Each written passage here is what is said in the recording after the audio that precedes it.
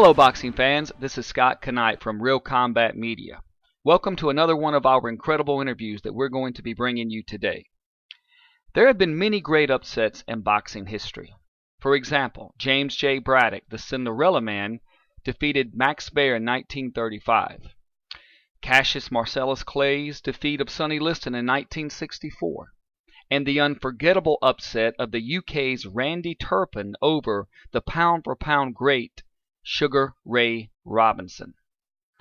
As great as these upsets were, none of them remotely compared to the odds defied by James Buster Douglas. James was a 42-to-1 underdog when he knocked out the seemingly invincible Iron Mike Tyson. This upset is not just the greatest in boxing history, but arguably the greatest upset in all of sports history. Chris Cercola from RealCombatMedia had the privilege of interviewing Buster Douglas. This interview was very extensive and exclusive, to say the least. Mr. Douglas started from his childhood rearing to his amateur career, and he gave a full, detailed account of his pro career, culminating to where he is today.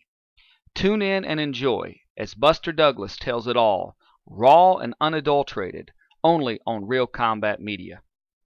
Where were you born? Columbus, Ohio. And tell me about your home life growing up. What was it like? Say it again. Tell me about your home life growing up. I was good. It was, mother and father and three younger brothers. Was the oldest of four.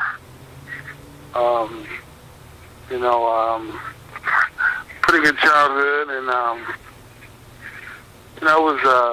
it was a good childhood. Had a pretty good life. And what kind of neighborhood did you grow up in?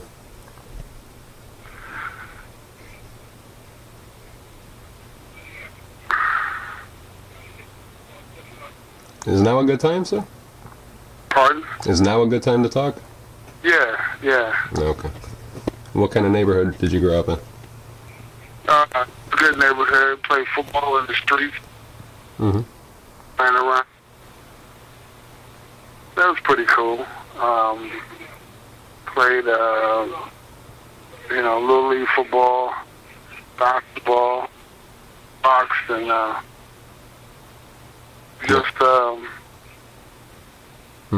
pretty good childhood growing up. I heard you were really good at basketball. You were in the Hall of Fame, I heard. You got inducted in the Hall of Fame, I heard, for basketball. Yeah. That's good. So you're an athlete. Did you actually like... That was the first love. Yeah? Basketball, yeah. Mm-hmm. Did you... enjoy playing it. Was boxing your favorite sport, or you loved basketball more than anything? It was a good sport. I enjoyed boxing. Mm-hmm. I really had developed a strong passion for basketball. Growing up, basketball was pretty big in the neighborhood, growing up. Then the high school I went to, we were nationally ranked for basketball and stuff. And I was a junior, and we were like number 2 in the country. And it was starting from grade school. Basketball took pretty much it was nose to nose with boxing, but basketball kind of edged it out at the time. Well, the world got lucky. Yeah. And what was your relationship like with your father at the time? It was good. He was very instrumental in my growing up, my development, and it was a relationship. He had of course, he was a renowned boxer, and professionally, and we had a boxing team on the east side of Columbus at a local recreation center, Blackburn Recreation Center, and I really enjoyed going there hanging out with the other fighters and stuff, and training and competing. We had a strong amateur program in Columbus, Ohio, and learned a lot. We traveled, throughout the state and outside the state. Like guys that I ran into throughout my amateur career, I ran into a lot of them as a too, different weight classes and stuff in different states, and it's just exciting to see everybody's development and seeing how far different accomplishments we all achieve. And let's see, I just lost my spot. How old were you when you first went to a gym? 10. 10. I was 10 years old when I started, and I was over at Blackburn Recreation on the east side of Columbus, and it was a really exciting time for me because I not only got to train with the smaller guys, but while working there at the rec center, I got to stay over and be with the teenagers, so I got to see both sides. And it was, to me, I always thought of it helped me in my development as an individual, growing up. And before you went to the gym, did your father already show you some things before you went?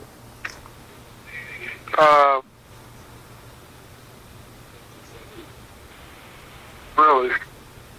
No? He just let you do what you wanted and pick what you wanted? Yeah, then when I went to the gym, of course he had us all, working out and training stuff, but not no specific, special treatment or anything. And were you good right away? Yeah, I went before I was like, about 10-0 before I had first loss as an amateur. Then in the junior, intermediate, senior division, I was like one of the tops in my division, at that time. And fought alongside with Jerry Page, who became an Olympic gold medalist. It was just it was a very exciting time, in the development as a man as well as an athlete. And how old were you when you thought that boxing was going to be the thing you wanted to do in your life? Say it again? How old were you when you thought that boxing was going to be the career you pick? 21. And yeah. And yeah. What was your amateur record when you were all done?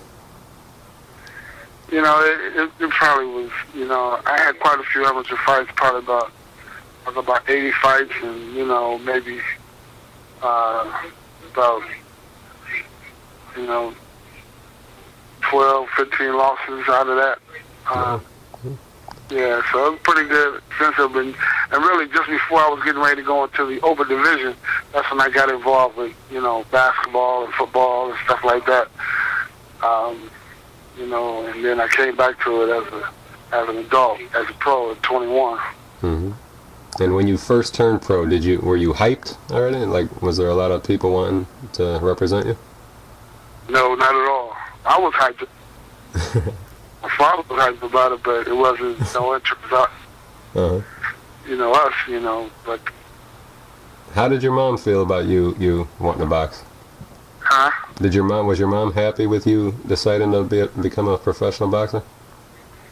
She was all right with it as long as I applied myself, because she went through it with my dad, and she knew how what it took to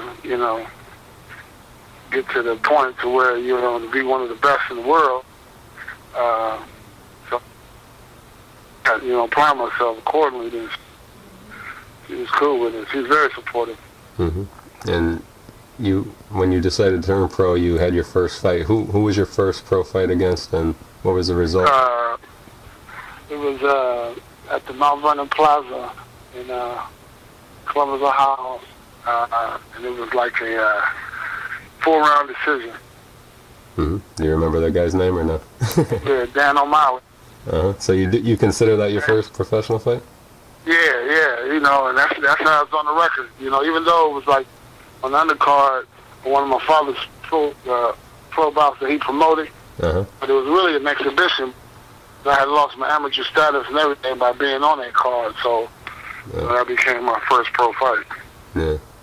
And how'd you feel after that first pro win? It was cool. It was cool.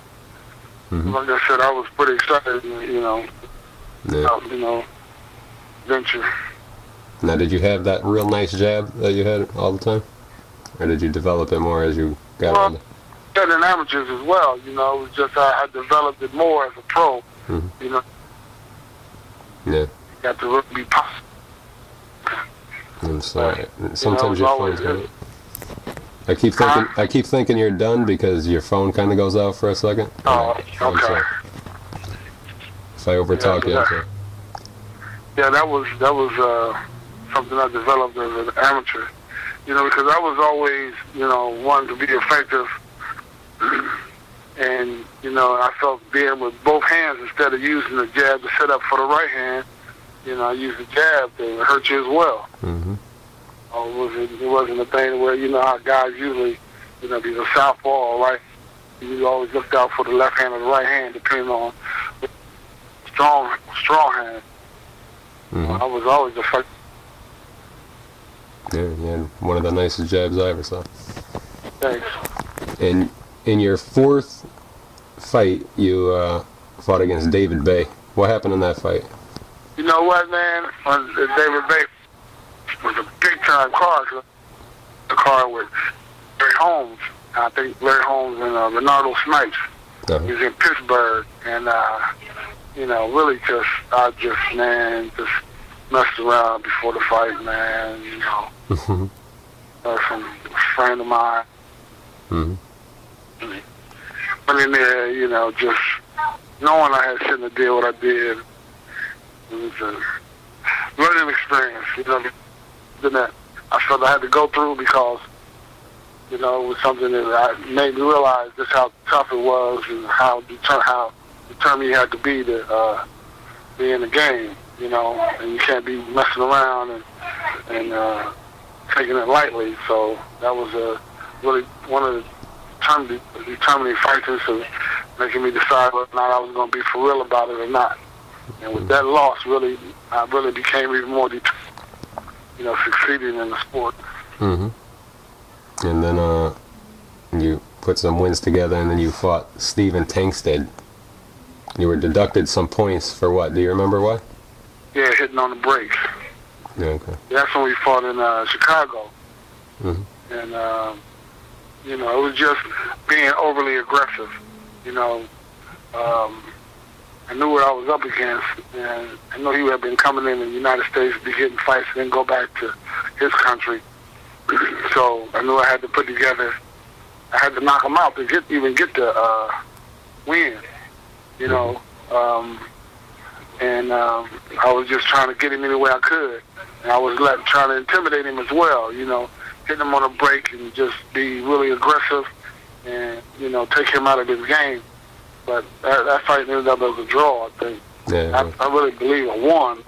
But, before they even announced the scorecard, they said, well, we took a couple before the fight, during the fight, and then they called it a draw. But, for me, that was a victory in itself because, you had to knock the guy out to win, and, for me to walk out of there with a draw was pretty impressive, I thought. Yeah. And then you lost to Mike White. What happened? Why was that fight stopped? Do you remember why? Oh, I got caught. That was the first time I really got hurt. I was in Atlantic City, and really doing very well throughout the fight. I mean, hitting a guy with big shots and blam, blam, and that was one of my first major contracts I had signed with Russell Pelt, and I lost that contract after that fight too. So it was back to the drawing board. How'd you feel after that? I was crushed, but even more determined. That I knew I didn't. I knew I could have done better. It wasn't like I was at my best. You know what I mean? And it was more. It made me more determined to succeed. So you were dead set on continuing. You weren't thinking about quitting. Exactly. Never thought about because I knew. I could have came out of that victoriously. And then, you know, when I came up off the stool for that 8th round, I was like, well, this is it. It's over. You know, like it was over. You know, like the fight was mine, and that was a focus thing. I remember that specifically. Then got caught, bam, and then I thought, man, that was a pretty good shot. And this ain't no, I was picking myself up off the ground. Oh, wow. That was the first time I really got hurt. Yeah. And tell me about the David Starkey fight. That was crazy. What happened? Right. Then that's when, yeah. See, that's when we fought at this local Reynoldsburg, right just outside of Columbus, and you know, that was a tough night, man.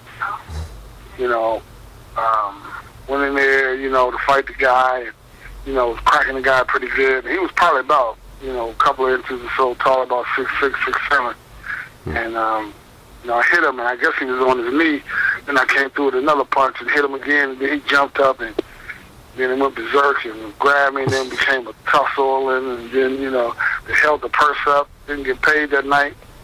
That was really upsetting, because I was really looking forward to that money. I'm serious, man. That was a tough time, too. Yeah, I know what you mean. I'm in it. Yeah, man. Like, oh, I was counting on that money, and then ended up walking out there with nothing. Then they were the boxing commission, and, you know, file a claim or whatever, but that was non-avoid. You know, they kept that money. Whose corner came in first? You don't even know? I have no idea. I know it was pandemonium, man. It was chaos, man. And then afterwards, it was just, you know, fights in the locker room. You know, my dad was pissed off, and, you know, it was pretty bad night. Yeah. And then you took the Tex Cobb fight on 3 days' notice, I think, for Burbick, right? Yeah, I was at home, and I got the call. Said, well, you know, John asked me about Tex Cobb. So what do you think about it? I said, well, he can be beat, you know, sitting there in my living room. I remember, and then he said, so when is this going to happen? He said, Friday. I think it was Tuesday. Man. I hadn't fought in a while, too. You know, so that fight came like last minute. Yeah. And tell me about the fight itself. Oh, it was first time in Vegas. And, you know, flying in, I looked at all the strip, and I thought the strip was the airport. You know, then we flew past that and landed at the airport, and all the bright lights and stuff, and where we fought at? The Riviera. Yeah, I fought at the Riviera, and it was outside in the parking lot. And then they had to fight like I was gloved for about 2 hours at least. I know 2 hours for sure, waiting for it, because we had us in there like one of the co-feature or something. One of them 10-round fights went short, and they would put us in. But then of course we fought after the main event, and it was an experience, man. I was really hyped, man. Once the fight got going and stuff, man, and you know, got the win, man. That was a big win. And what'd you feel with Tex Cobb? Was he? You know, I was really impressed, because I was like, you know, that really made me I belong, because I seen this guy fight for the title, you know, go the distance, a tough son of a gun, and yet, you know, I was in there with him and working, you know, dealing with him, you know, and you know, beat him. I mean, it was pretty convincingly, because I was cracking him with some good shots and stuff, and you know, that was, and you know, I couldn't even sleep that night, man, because I was just pumped, because I know he was like a contender at the time. Yeah. You know, he was in the top 10. Now, what'd you think of his chin? Did you ever hit him with something that was crazy and you're shocked? Yeah, I hit him with some good shots. But, you know, I just kept punching, you know. You know, then he was after the fight, he said, yeah, you know, good fight. He said, we got to do that again. My uncle was like, bullshit. Yeah, so he was like, pissed. He was mad about it? Huh? Was he mad about it? Or was he okay? Who? Tex. He wanted to do it again. No, he was cool. He was real cool. He was like, man, you know, I'm glad it was you. You know, that's what he told me. He said, I'm glad it was you, because he, you know, I guess he's a tough son of a gun. He ain't like nobody else. I guess he wouldn't couldn't tolerate any of those other guys beating him. But when I beat him, he was like, "I'm glad it was you, man." So it was like good luck. Yeah, that's cool. Then ESPN put the tournament together, and you fought Deion Simpson. I know it was quick, but what do you remember about that fight? Caught him with a good shot, overhand, and I know he was pretty strong. He hit me with a good shot. I know he could punch a little bit, but I caught him and hurt him. Yeah. And then you fought Jesse Ferguson. Yeah, man. I fought Jesse, man, and lost that fight, man. Just I don't know. Mentally, I wasn't there. Okay. It just never really got off. And, just terrible, horrible fight. Another learning experience, but horrible fight. So nothing special about that car, man. Say it again. I'm sorry. Before the winning fight, we was fighting for a car. Got like that Buick Skylark or something.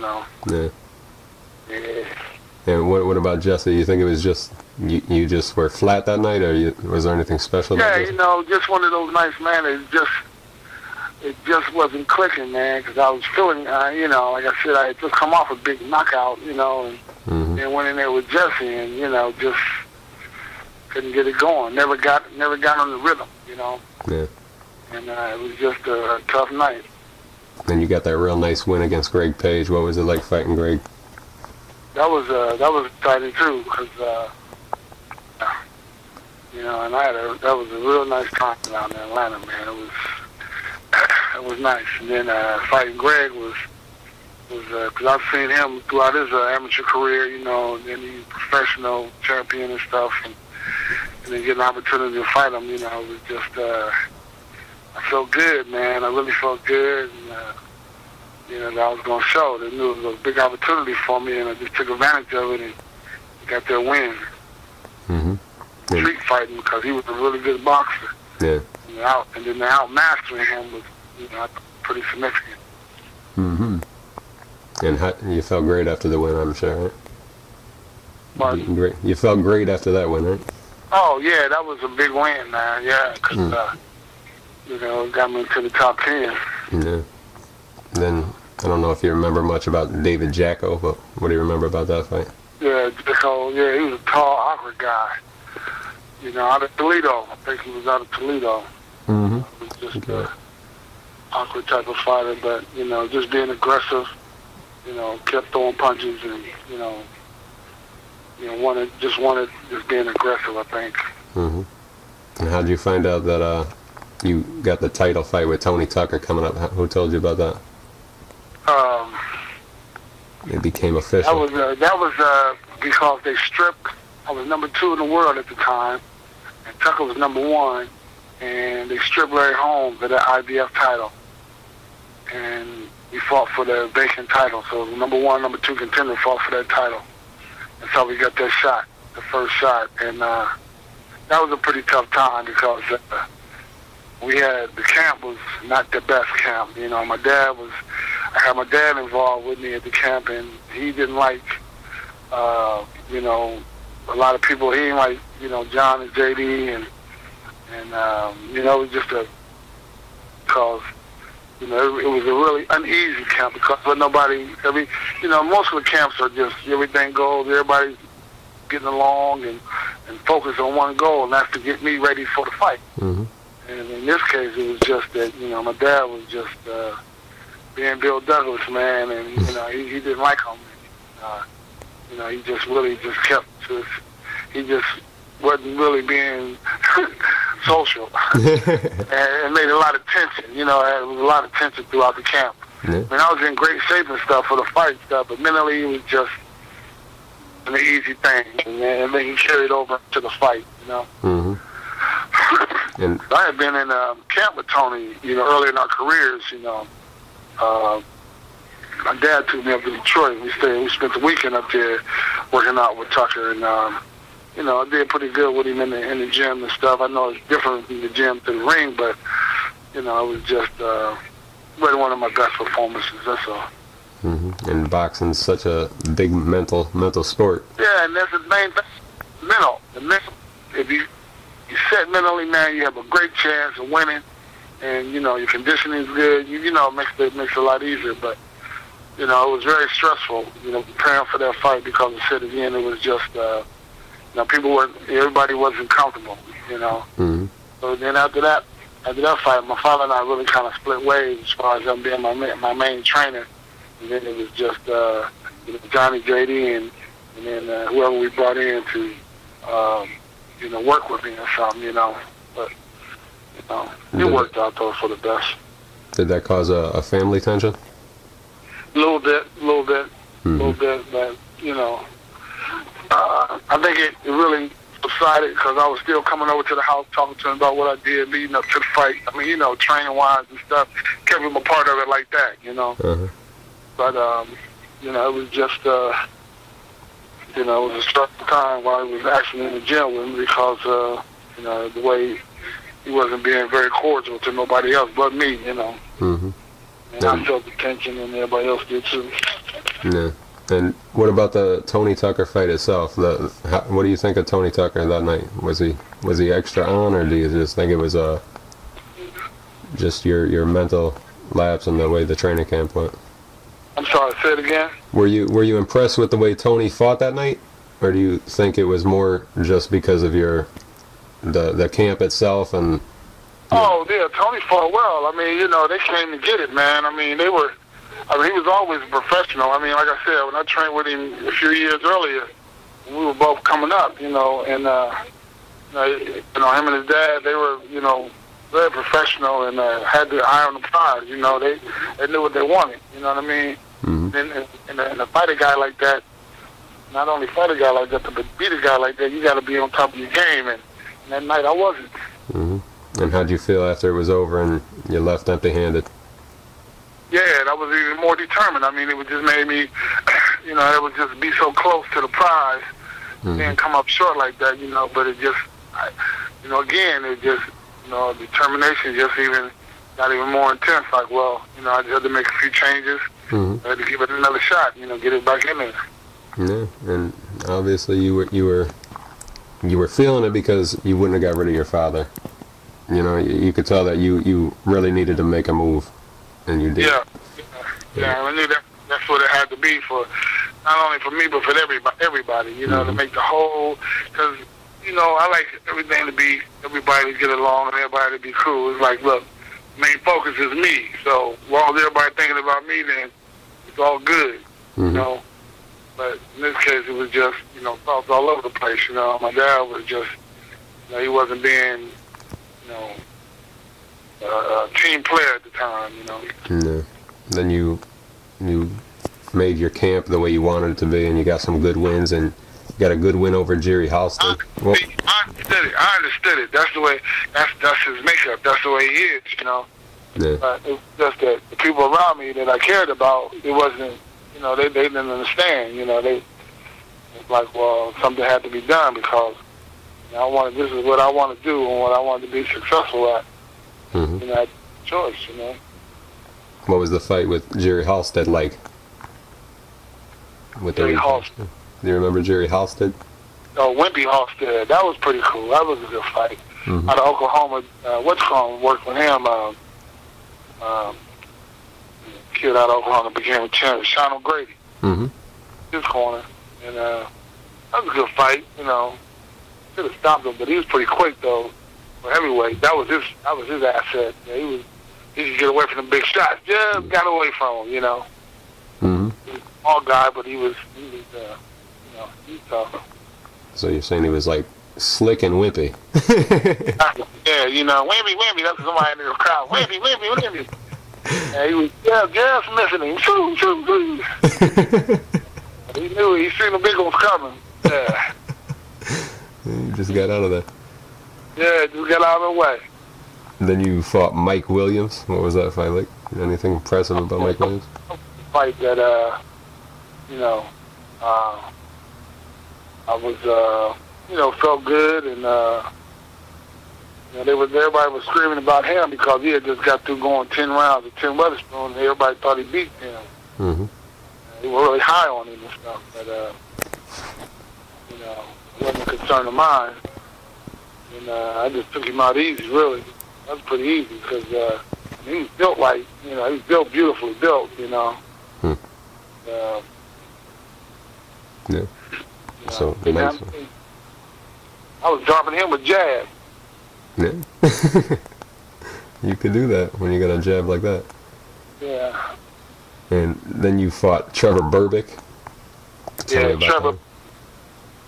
Yeah, Trevor. I felt I could have fought Trevor even better, but I didn't eat better that day, man. I was in there kind of, a little weak.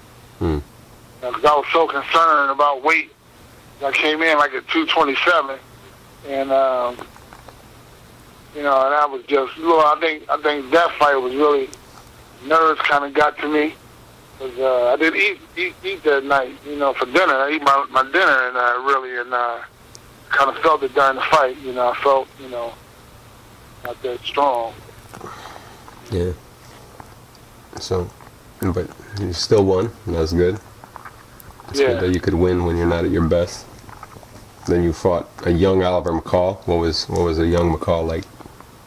McCall fight was something because he was harassing me all week up at Atlantic City on the boardwalk. We get to eat the meal, me and the team.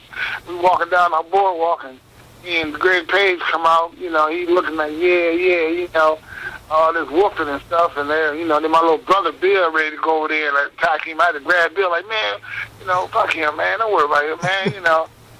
Bill didn't like him walking up on us like he was trying to punk everybody, And so Bill went Bill Douglas on him, and I had to grab him like, man, that's all right, man. I'm gonna get him, man. Then fought him and beat him. So what did he say after the fight when you beat him? After the fight, he looked pretty slick though. He had some nice trunks on. He had them Philadelphia trunks on, them long ones. Black trunks with the red stripe. He looked pretty good as far as cosmetically, Yeah, I'm like, oh, he got a nice little outfit on there. Yeah. Then it's weird, but I see stuff like that. Be like, oh, okay, got a nice little outfit on. Like he can throw something. He know what he's doing. Yeah. You wanted to see what he was going to be sitting on when you punched him. Right. But who'd know his chin was that good? He did have a chin. Yeah, yeah. Couldn't stop him. He's a tough guy. Yeah. We didn't know that then, though. He was kind of young yet. But then you got the big fight. How'd you hear about that? That you were in the Tyson sweepstakes to begin with?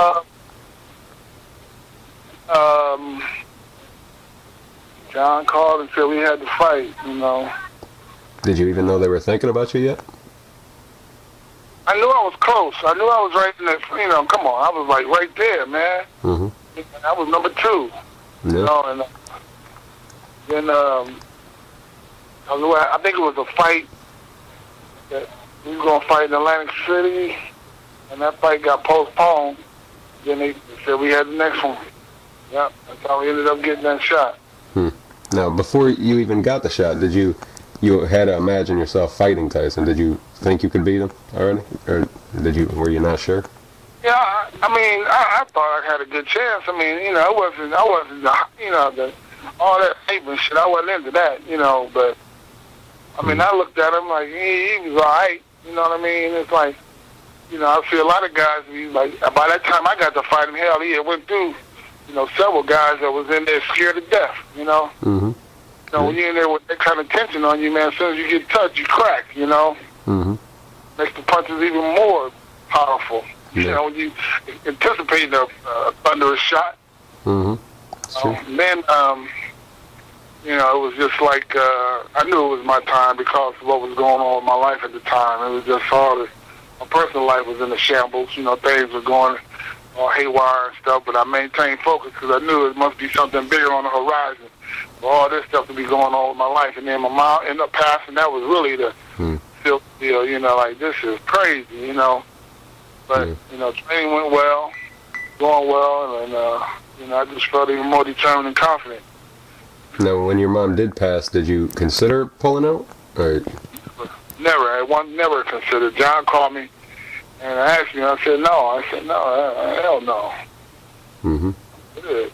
'cause I went over to his house and told him, I said, no, it was all good. Yeah. And tell us about your mom. What was your relationship like with her? Real tight, right? Yes, man. That was my heart, man. 'Cause she, man, every time I fought and stuff, I would give her money, and it was just. I tell you, after if she was, she was my best friend, and she was my. And I love my mother, man. I always wanted to do good for my mom, Mm-hmm. And it would please her. Yeah. And what did you feel inside? Was there did you feel the fire get lit after that? Did you just want to? How did you feel after you found out that your mom passed?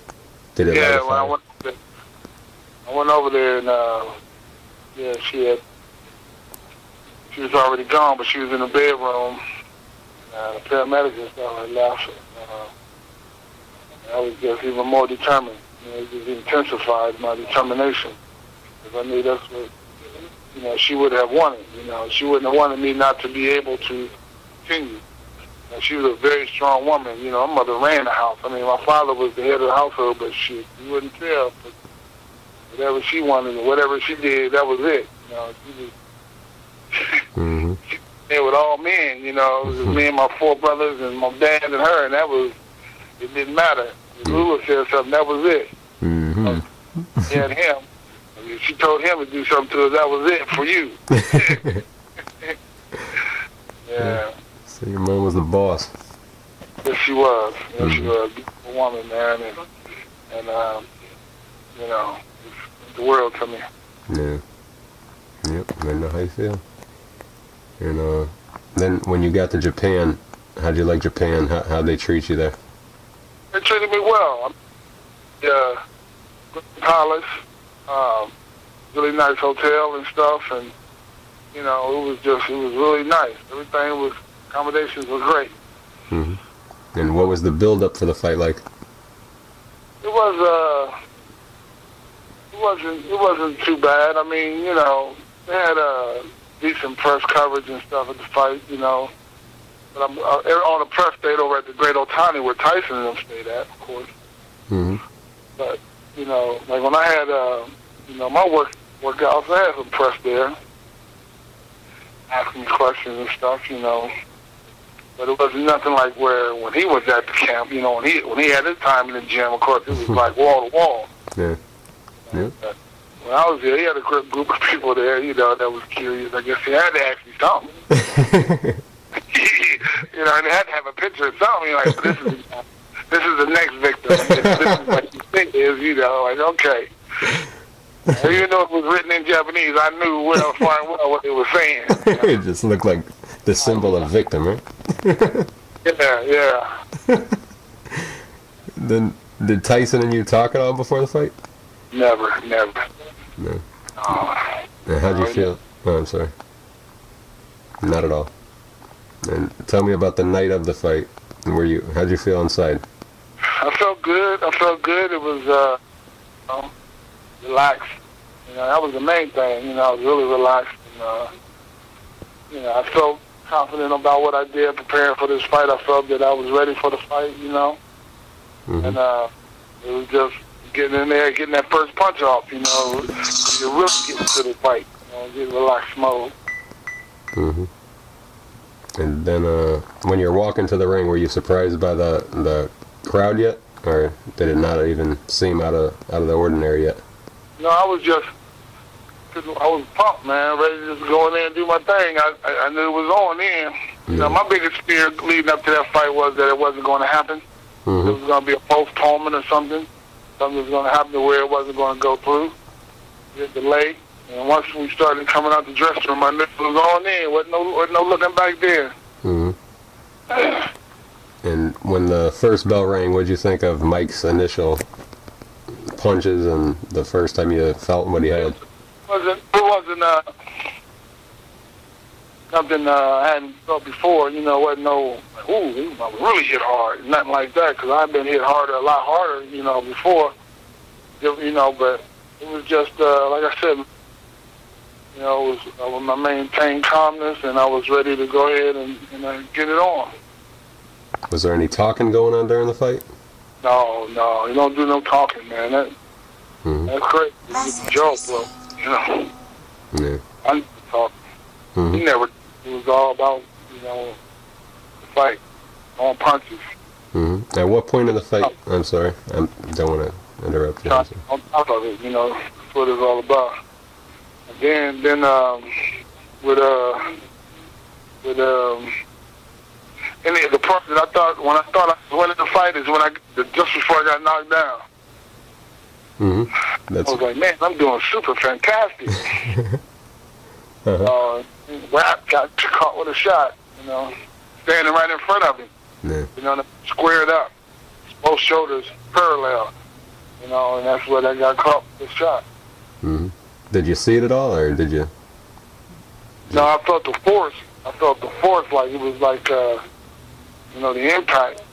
Which I thought that, you know, I was trying to, you know, catch myself. That I wasn't hurt. It was like I was pushed. You know? I went down and everything. I knew I was coherent. I knew exactly where I was.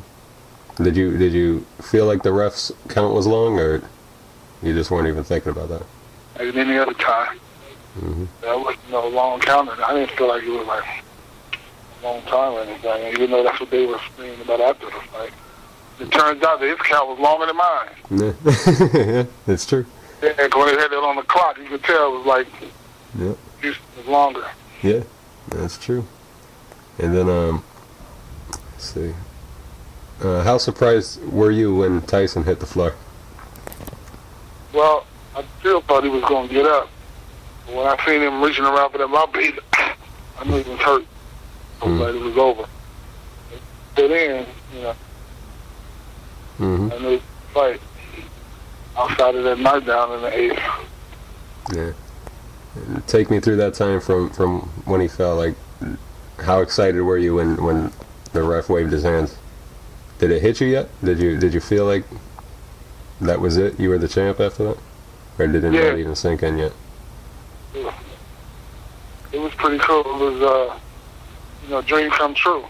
You know, looking at all those pictures of Muhammad Ali and Sugar Ray Leonard's and the Tommy Hearns and the marvelous Marvin Hagler, you know, with their belts on and the centerfolds, you know, magazines, and then actually accomplish a childhood dream was just an awesome experience, awesome thing, man. Yeah.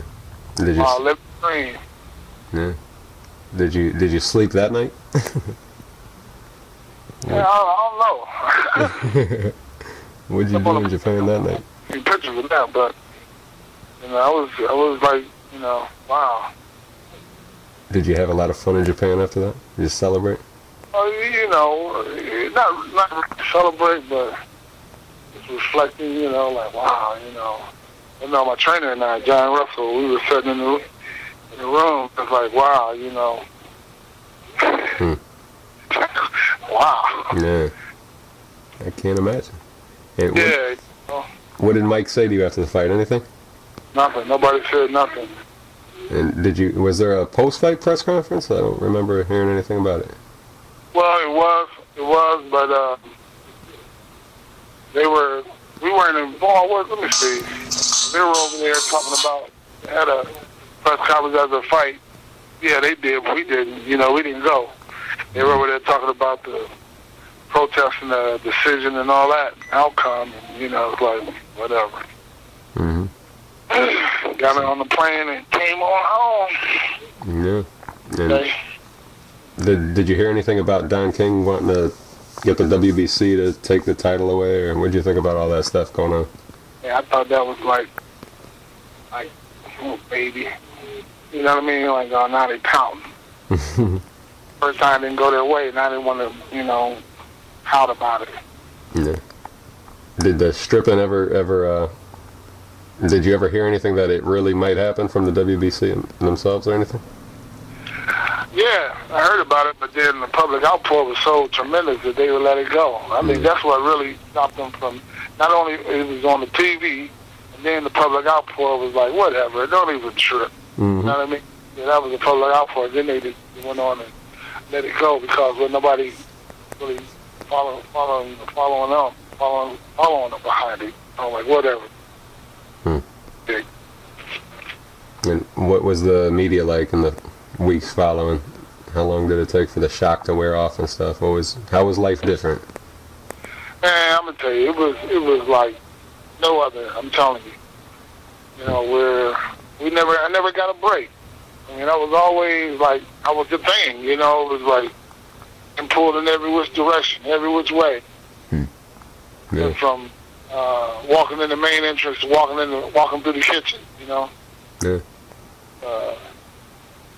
When it finally did go away, how is it like now with the passing of your mother mixed with probably the greatest moment? Oh yeah, see that was all like a big snowball, all at once came back around. Pow. And then how'd you find out you had a video game deal going? How'd that come up? With Sega, my publicity guy that went out and getting promotional deals from me told me they were coming out with a Buster Douglas deal to Sega. And were you a video game player?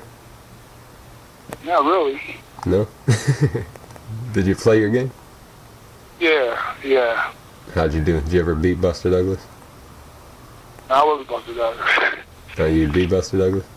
I don't think I really ever played the game, truthfully. No? Kid, I played it, but, you know. Yeah, I played it. It was fun. A fun game. Yeah. Then, yeah, it was pretty wild, though. I was like, wow, video game, ain't that something? Yeah. Amazing. What'd you think of how you looked in the game? Huh? What'd you think of how you looked in the game? Oh, it was cool. I like the cover shot. Yeah. You know. That was pretty cool, man. I'm telling you, I remember, you know, it was a great experience. And how come you turned down the rematch for all that money? But I was pissed at what they did, you know, how they were acting and stuff, you know. Yeah, I don't blame you. I'm just asking. So you just didn't want to even go through it again with Don King and all the shit with Tyson and stuff? Hello?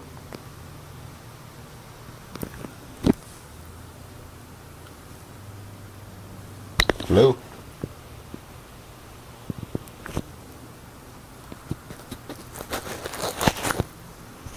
Hello?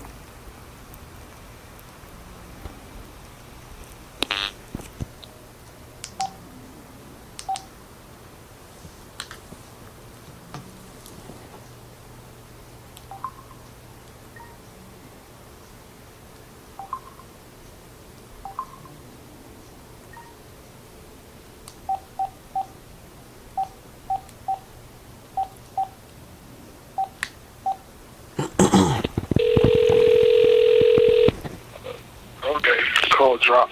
Okay. I thought it was my phone. My phone dies like that sometimes. So you just didn't want to go through the second fight again with him? Or were you just trying to make him wait a little? Yeah, but I was just pissed at him, you know, for how they really messed up my victory lap, so to speak, you know. They had to go to court and all that, man. It was horrible. Yeah. I mean, the best part of that was hearing my name announced as the heavyweight champion of the world, then leaving the ring, and then after that, it was a nightmare. It became a nightmare quickly. It was like, well, you might have won the fight, but you didn't win the war. We're gonna make life miserable, and that's what they did. Because it was like, by the time the fight came around, the defense came around, it was all messed up, man. Did it affect your training camp for the Holyfield fight? Yeah, it just carried over to everything, because we had to go to, I think it ended in New York, go to court, and they ended up settling. Then right after that, I had to go right into the training camp, and it was just it was, you know, it was really messed up to get things going again. Mm-hmm. You know, the whole 6 months, 4.5 months of it was dealing with you know, to even be recognized as a champion, the clear-cut champion. Mm-hmm. I was flying around from New York to Columbus, Vegas, talking to attorneys, lawyers, trying to figure out where it was going to be, the trial was going to be held at, you know, different law firms, state the case, you know, it was horrible. Yeah. And you can't fight a guy like Holyfield with a, you know, life in disarray like that. Exactly. And so training camp was lousy for the Holyfield fight? Very lousy. Yeah, it was. It was lousy. Of course, you know, you go from. We went from maybe generally training for the Tyson fight before leaving Tokyo. It might have been 10 or 15 people in the gym, including sparring partners, to like 50. You know. Yeah. It was pretty wild. Never really got on track after that, you know. Yeah, it's tough. Never got on track. It would be like if someone just gave a poor man a few $1 million. It's like, you know, you don't know how to do anything with it really. You're just going to go crazy, I think. You know, you got to learn how to deal with things and stuff. But yeah, you never got to settle in, so to speak. Mm-hmm. And what happened during the fight itself? Do you remember the fight? It was just, I don't know, it was bad, man. Out of body experience, just mentally wasn't there. It was just the desire. It was hard. It was really hard to, you know. Did you kind of not want to be fighting at all? You know what? It was like, no, because really, like when that dude that came into the ring, when the Holyfield and Bo was fighting that Paracel guy, that was something like that would have happened when I fought, man. I'd have been out of there. I wouldn't have been out of it. That was my chance to exit. You know, we had to redo it. You know. Yeah. Where was the fan man that night? Exactly. Where were you at? You worked all that time. You should have did it when I was there. I would have still been there. Yeah. I wish you could have been in shape that night because I think it would have been a great fight, man. Really. Yeah. It sucks, man. All the stuff you had to go through. Afterwards, throughout the 90s, because I was really sad, depressed, you know, and it kind of carried over into my life, and that kind of, well, I ended up putting on all that weight, and it was just pretty bad. So you after that, you went into like a diabetic coma? Right. Right. Did you have diabetes before that? No, I didn't have it. I didn't have diabetes. Mm-hmm. I didn't have it then. I guess I was always on borderline, you know, I don't know. Never was told that, but, you know, once I got, you know, came on me, you know, it kind of left me in, like, in 96, a couple of years, and then it came back in 98. Mm-hmm. And, so your diabetes came back in 98? Yeah, so I was off everything for a couple of years, and then it came back on me again. And then, let me see. So you went up to 400 pounds, right? Yeah. And then it came back in 98, you said? Because I wanted to ask you some questions about it, but you already answered it, so I kind of lost my spot now. Oh, okay. Where were you? You were just depressed, and that's why you just kept eating and stuff, and you just went into it? Yeah, he really was drinking. Yeah. Eating and drinking and stuff. And how did you lose weight? What did you do? Really been a pretty good. I was really, really depressed. I was really down on that, the way it all came crashing to an end. Gotta be careful about what you wish for, man. Yeah. And when you woke up from the coma, did you remember anything about before the coma? How did you feel when you woke up? I felt like I had a second chance. Man, you know, all these doctors, when I came to, and then I was like, oh, you know, they were looking at me like, man, you know, you got to do this. Look, I know what I got to do. Just get me up out of here. I'm all right now, you know. I did all that. I'm ready to get back into the game. Let me back, coach. I'm tired of being on the bench. Yeah. And How long were you in the coma for? About 3 days. Oh, wow. Did you hear anything or feel anything? No. And then, how did you lose weight? Did you just go back into like training camp mode?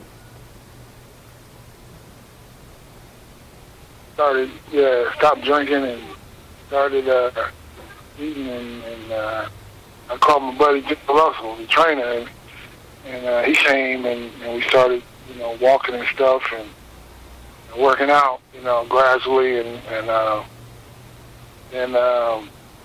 as I got stronger, picked it up more and more, and then I was back running and working out, and lifting weights, and it felt like me again. Mm-hmm.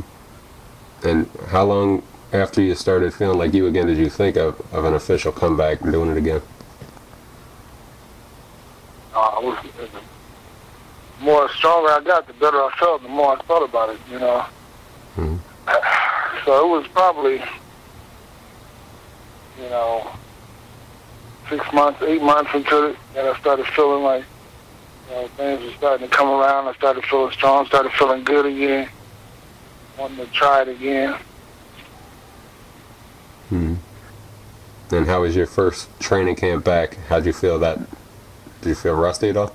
Oh, I feel pretty good. I felt really good and stuff, and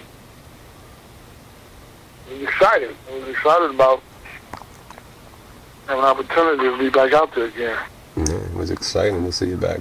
And you returned like almost 6 full years later. How'd you feel fighting Tony La Rosa? That first fight? It was a little nerve-wracking, a little nervous. Mm-hmm. But then, just felt good as the fight went on, and just felt good. Yeah. And you fought Rocky.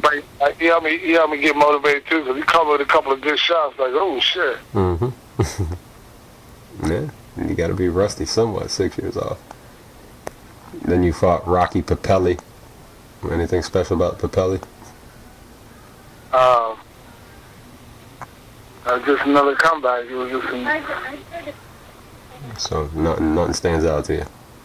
Yeah. How about Dickie Ryan at the Garden? How'd you feel fighting at the Garden, the Mecca? Oh, that was awesome, man. Yeah. That was awesome. That was, my dad fought there. Mm-hmm. We fought in didn't fight in the Garden though. We fought in the little room, Yeah. The theater. That was nice. Yeah, that was nice though. It was nice, man. I really enjoyed it. Mm-hmm. And how'd the fight go itself? Were you pleased with it? Huh? How did you feel about the Dickie Ryan fight itself at the Garden? Were you pleased with how you felt and looked?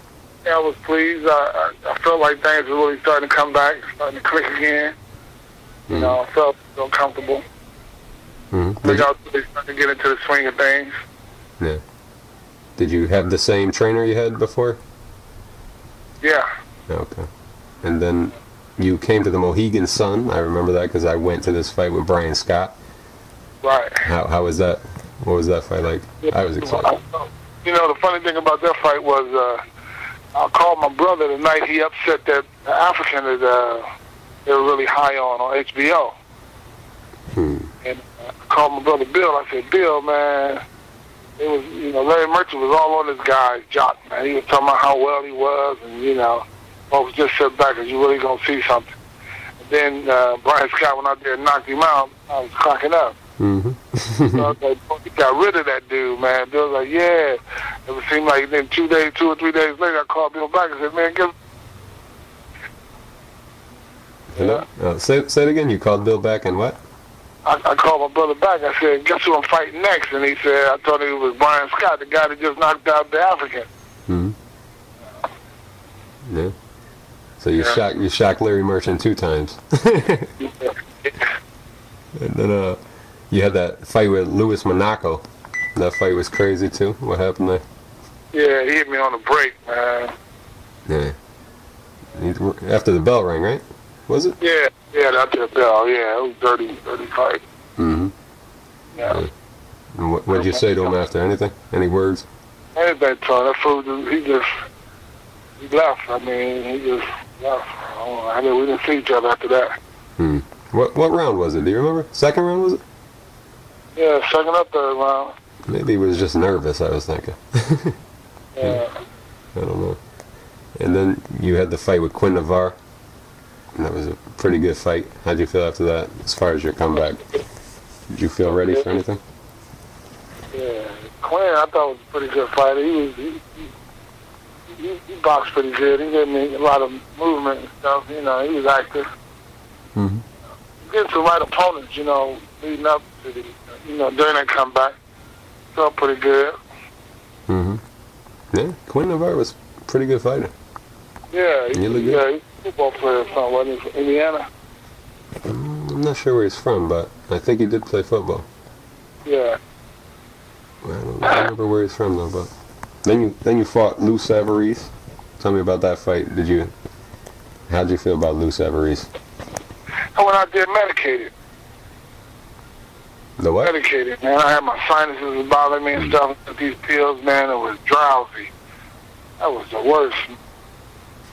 Yeah. So, nothing special about Lou Savarese? Yeah. He didn't show you anything special? Huh? Nothing special about him as a fighter? I don't remember nothing. I looked up. Yeah. And then did you want to quit right after the Savarese fight, or did you just? I think I fought about 4 times after. Then I just gave it up. How come you gave it up? Just motivation, you know. The rest of mine started thinking the other way, another direction. Mm-hmm. You know, I wanted to be a land developer that had some property that I was trying to develop, and decided to try to do that. Your last fight came against Andre Crowder, right? Right. And describe that fight to me. Well, his name was in Iowa. Hold on one sec. Hold on one sec, James. 1 second, James. He's working. Nope, not here yet. Right. Princess, be patient. I'm sorry, James. My mother's ex-husband came by. What happened in the last fight with Andre Crowder? Hello?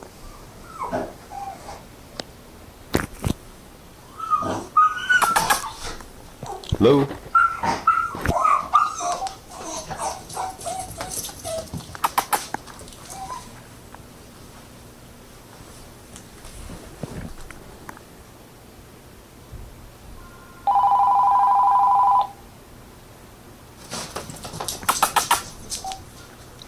Hello?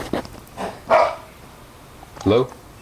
Yeah, I'm here. Okay, I'm sorry. If that was my phone, I don't know whose phone that was. My mother's ex-husband came by, so I don't know. Maybe I hung up on you.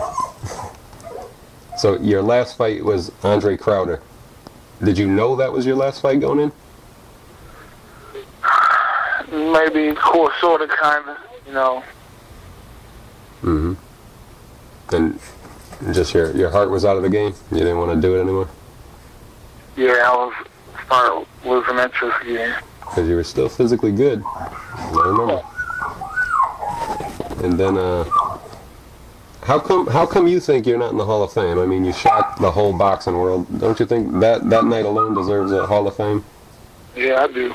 Yeah, but it's just not to be. Man, that's crazy. Is there any talk about it anymore, or do they not even mention it? I don't know. I couldn't tell you. Huh. You deserve to be, James. Yeah, thanks. And what are you into now? What's life like for Buster Douglas today? I saw pictures on Facebook of you with a boxing ring in the back, so you're still involved in boxing in some respect. And what are you involved with? Just working with John with this young heavyweight we got this fight this weekend. Down in Indiana. He's like 10-0, John L. Smith Jr. And a kid out in Columbus. His name is Shannon Smith? John L. Smith. John L. Smith? Yeah, John L. Smith Jr. And are you hands-on training them? Not really, just giving them advice and stuff. Because really, with John, we're just doing so many different things, working with him, coming in from time to time, like with the hand pads with him or something. I sparred with him a few times in the beginning, but for the most part, just advisory type of thing. Mm-hmm. So you do still get in the ring and spar a little bit? Not anymore, not with John, but might go over to the gym and work on the bag and stuff like that. Yeah. Oh, that's cool. And what kind of shape are you in today? You look good. You look good in your Facebook pictures. Yeah, look do all right. Pretty good. Yeah. Leather coat. Hey, look, I can keep them off of me. That's nice, man. How's your jab? Still nice? Jab is always gonna be there. Mm-hmm. You'll be 90 jabbing. Yeah, that's right. And are you married? Yes, 3 sons, 4 sons, and so you're just like your father, just making boys. That's right. That's right. It's a man child. Yeah. Is your dad still around? No, he passed in '98. Oh, did he? How did that touch you? Did that hurt as bad as your mom passing? No, it didn't. It hurt, but it wasn't like my mom. But my dad kind of knew he was gone because he had cancer and stuff, and he was really getting at it. Mm-hmm. I'll tell you what, though, he's a tough guy, man. He showed me how to go out, man. Cause I'll tell you, that dude but no regrets, man. He was the way he was. He never changed, Yeah. He never did, man.